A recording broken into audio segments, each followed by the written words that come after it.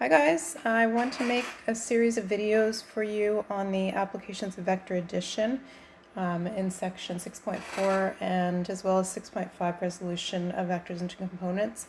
So the questions get a little more involved and complicated, so I'm going to go through them carefully, starting with example 2 on page 339 in your textbook.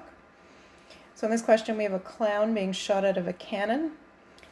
His mass is given to be 80 kilograms, and it says he shot out of the cannon with a horizontal force of 2,000 newtons. Okay, and we can call that east or west, doesn't really matter, it's horizontal.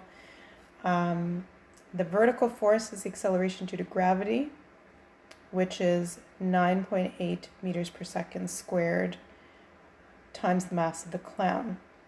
So the force of gravity on the clown, I'm going to call it Fg, those of you who take physics will be familiar with it, is mass times the acceleration due to gravity, which I'll call small g. So 80 kilograms in this case, times 9.8 meters per second squared, which comes to approximately 700, or maybe exactly 784 newtons. Let me double check here. 80 times 9.8. 784 newtons. All right, and that is downwards because it's the acceleration due to gravity. Notice that I always put square brackets around my directions for vectors, and I have a vector sign on top of any quantity that is a vector. No vector sign on mass because it is not a vector. It's a scalar quantity. Okay, so part A asks us to find the magnitude and direction of the resultant force on the clown. Let's go to the next page here. So this is example 2, part A. We want the resultant force on the clown. So we have a force of 2,000 newtons, the force of the cannon shooting the clown out, and a force of gravity on the clown of 784 newtons. In order to find the resultant, we need to add the vectors, so we need to position them tip to tail. And if we do that, then our resultant will be the vector that goes from the tail of the first vector to the tip of the last. In this case, there are only two vectors we're adding, but it could be any number of vectors. And to get the resultant, we always go from the tail of the first to the tip of the last when we're adding vectors. And the vectors must always be positioned tip to tail, don't forget. So the tail of the next one starts at the tip of the one before it. Okay, so our resultant, since these vectors are at right angles to each other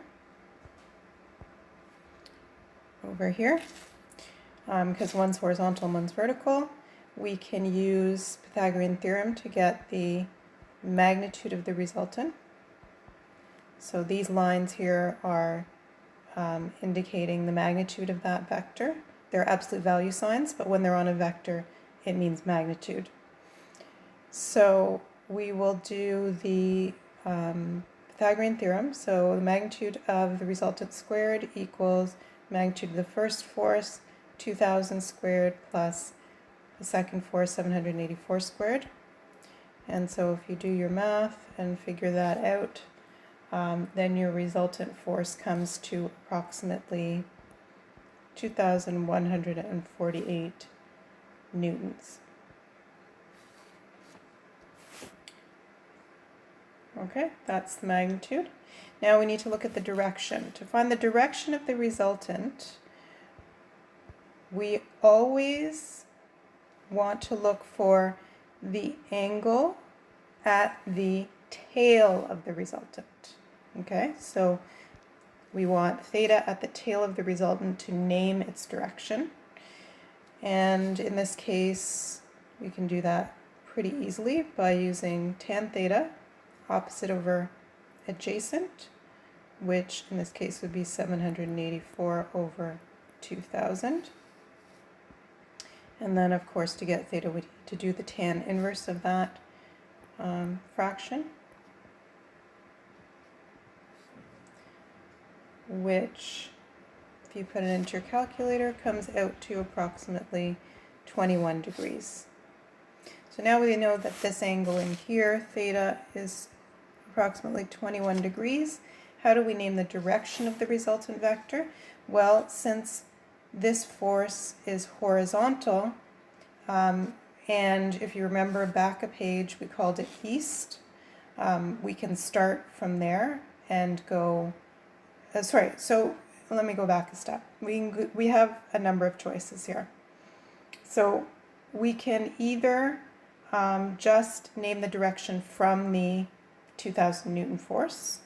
So we can say, therefore, the resultant is approximately 2,148 newtons at 21 degrees to the 2000 Newton force.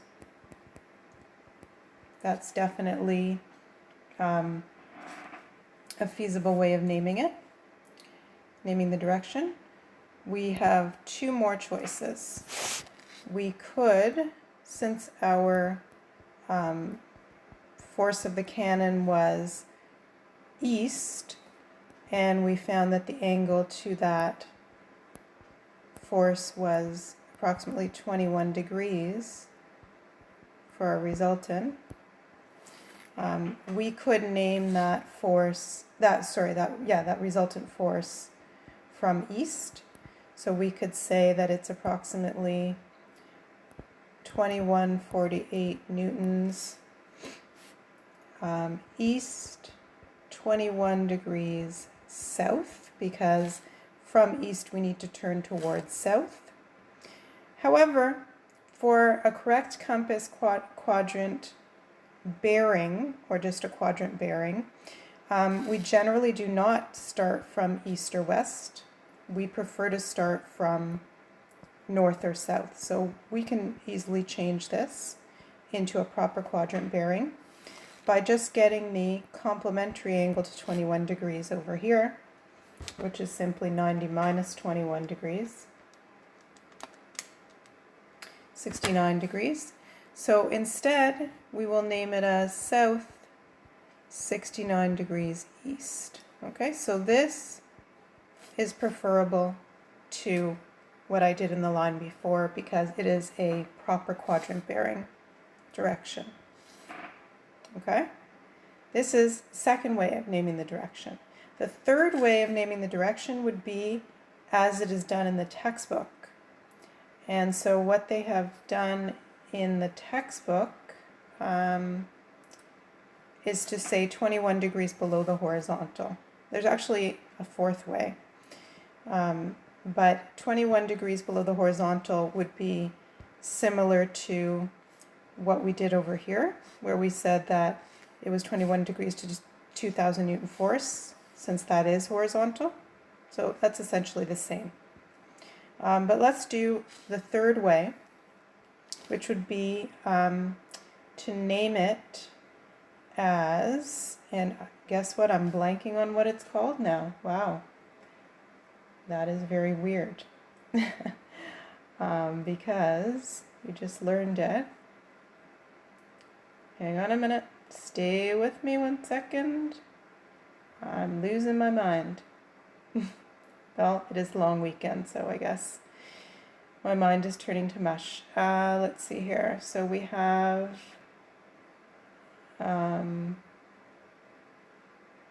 true bearing. Yes, true bearing. Okay. Wow. Yeah, that was a little scary. Anyway, okay, back to the question.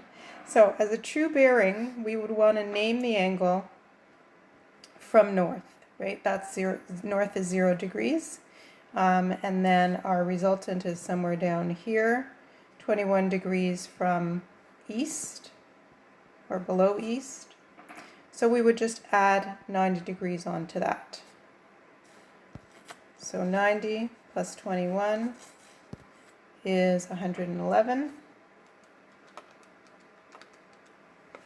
Okay, so another way to name the direction of that resultant vector would be 2148 newtons at a true bearing of 111 degrees. Any one of those three ways of naming the direction is acceptable as long as you've done it accurately. And also you'll notice in the textbook that they round the magnitude up to 2150 just to first significant digits purpose, but I don't really care whether you do that or not. So in physics it's more important because it's more of an application of the math, and the measurements might be actually technically done in mathematics. I'm not as concerned about it. So either way is fine.